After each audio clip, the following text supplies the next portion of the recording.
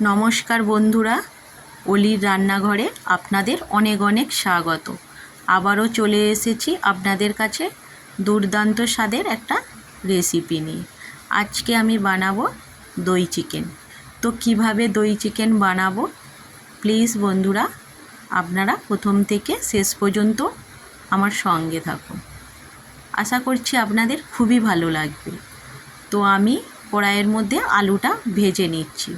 তো আমি সর্ষের তেলটা প্রথমে ভালো করে গরম করে নিয়েছি, তারপর কেটে রাখা আলুগুলো দিয়েছি, আর আলুর মধ্যে দিয়েছি হলুদ গুঁড়ো আর পরিমাণ মতো নুন দিয়ে আলুটা আমি ভেজে নিচ্ছি। তো আমি এখানে চন্দ্রমুখী আলু নিয়েছি, যাতে আলুটা তাড়াতাড়ি সেদ্ধ হয়ে যায়। আপনারা চাইলে যে কোনো আলু নিতে পারেন। তো আমার আলুটা ভাজা হয়ে গেছে। এই কড়াইয়ের মধ্যে আমি কিছুটা পরিমাণ সর্ষের তেল দিয়ে দেব। আর চিকেন রান্না করলে সর্ষের তেলেই বানালে বেশি টেস্টি হয়। তো আমি তেলের মধ্যে ফোড়ন দিয়ে দিলাম, একটা শুকনো লঙ্কা, জিরে, তেজপাতা আর গরম মশলা দিয়েছি, মানে দারুচিনি, এলাচ আর লবঙ্গ। তো সুন্দর করে ভেজে নিয়েছি। মশলাটা থেকে সুন্দর একটা সেন্ট বার হয়েছে। ঠিক সেই পর্যায়ে আমি দিয়ে দিলাম কুচনো পেঁয়াজ আর টমেটো। তো টমেটোটা আমি প্রথমেই দিয়েছি, কারণ এখনকার টমেটো খুবই শক্ত। তো প্রথম থেকে দিলে টমেটোগুলো ভালো মতো নরম হয়ে যাবে।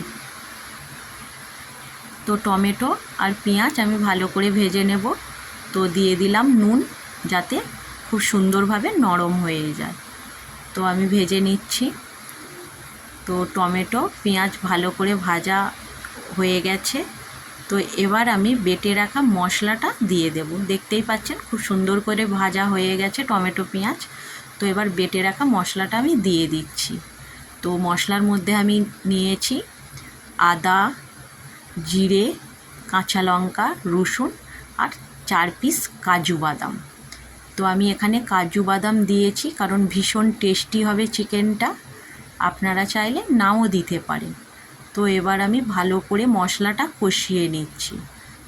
মশলা থেকে তেল ছেড়ে দিলে তারপর আমি হলুদ গুঁড়ো আর লঙ্কা গুঁড়ো দেব।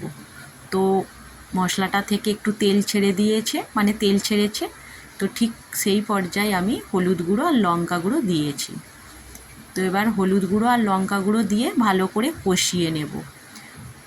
তো খুব ভালো করে কষাতে হবে, কারণ মাংস রান্না বা যে কোনো রান্না মশলা কষানোর কাছেই, মাংস রান্নাই বলুন আর যে কোনো রান্নাই বলুন, স্বাদ দ্বিগুণ হয়ে যায়, টেস্টি হয়। ধৈর্য ধরে রান্নাটা করতে হবে।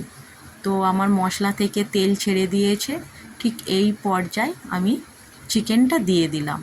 যে টক দই মাখিয়ে আমি রেস্টে রেখেছিলাম চিকেনটা 30 মিনিটের জন্য, তো চিকেনটা দিয়ে দিলাম। তো চিকেনটা দিয়ে আমি ভালো করে কষিয়ে নেব, তেল ছাড়া পর্যন্ত অপেক্ষা করব। তো দই দিয়েছি সেই কারণে একটু সময় লাগবে। গ্যাসের আঁচটাও আমি কমিয়ে দিয়েছি, মানে গ্যাসটা আমি মিডিয়ামে করে দিয়েছি। তো এবার ধীরে ধীরে কষিয়ে নেব। তো তেল ছাড়া পর্যন্ত আমি অপেক্ষা করব। তো আপনাদের সাথে কথা বলতে বলতে চিকেন থেকে তেল ছেড়ে দিয়েছে। তো এবার আমি দিয়ে দেব ভেজে রাখা আলু। তো আলু দিয়ে চিকেনটা এবার আমি একটু কষিয়ে নেব। তো আপনারা এইভাবে দই দিয়ে চিকেন বানিয়ে দেখবেন, খেতে ভীষণ ভীষণ টেস্টি হয়। তো এই চিকেনে দেওয়ার জন্য আমি মশলা ভেজে রেখেছি। তো এলাচ, দারুচিনি, লবঙ্গ,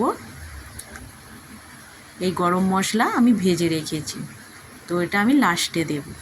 তো চিকেনটা কষানো হয়ে গেছে, দিয়ে দেব পরিমাণ মতো জল, দিয়ে আমি চাপা দিয়ে দেব। চাপা দিয়ে সেদ্ধ করে নেব।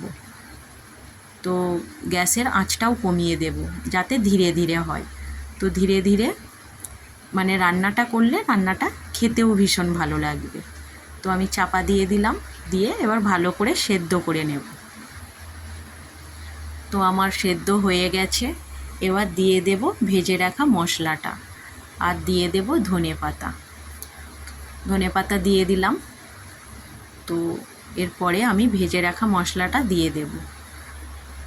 তো বন্ধুরা, আমার এই রেসিপিটা আপনাদের কেমন লাগলো কমেন্ট করে জানাবেন। ভিডিওটা এখানেই শেষ করছি।